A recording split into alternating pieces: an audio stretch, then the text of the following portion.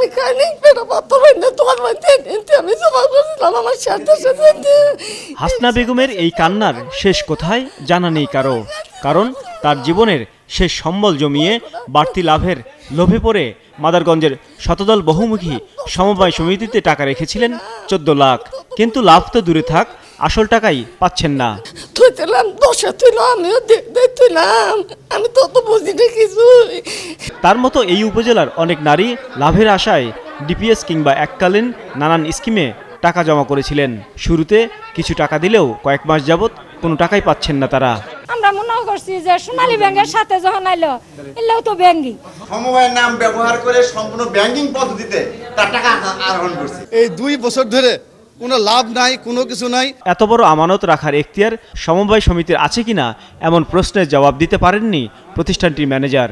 সমিতির কার্যালয়ে ৭১ টেলিভিশনকে দেখে সাহস পান গ্রাহকরা। তাদের তোপের মুখে পড়ে ম্যানেজার যোগাযোগ করেন সমিতির সভাপতি মীর মুস্তাফিজের সাথে। জমি ক্রয় এবং ল্যান্ড ডেভেলপমেন্ট সংক্রান্ত যে কাজগুলো করছে সেটা একটু গুছায়ে আমাদের বের হতে সময় লাগে। আমরা প্রতি সপ্তাহে জমি রেজিস্ট্রি দিচ্ছি। গত বুধবারও আমরা আমাদের গ্রাহকে তাদের আমানত এটা চলমান প্রক্রিয়া আর কি। একই অভিযোগ পরশমণি নামের এই সমিতিরও। গ্রাহকদের কোটি কোটি টাকা হাতিয়ে তালা দিয়ে পালিয়েছে প্রতিষ্ঠানের মালিক। আসি ঘুরে ঘুরে যাই 13.5 লাখ আনুমানিক, কিন্তু আমি জানি না বইয়ের হিসাব, আমার হাজবেন্ড রাখছে।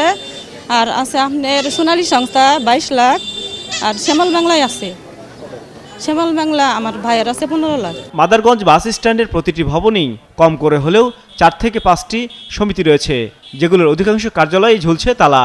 আমার শালার সমুদ্রে আত্মীয় স্বজন বিদেশ থেকে টাকা পাঠাইছে, আমি সুরত কামলা দিচ্ছি স্যার, কৃষি কাজ করছে, জমির বন্ধ রাখছি, ছাগল পাইলে অর্থনীতি এলে আগে নিয়ে আসে এখানে তুইছি। অতি প্রলোভন দেখিয়ে এই টাকাগুলো সব সমিতি আলাদা হাতিয়ে নিছে।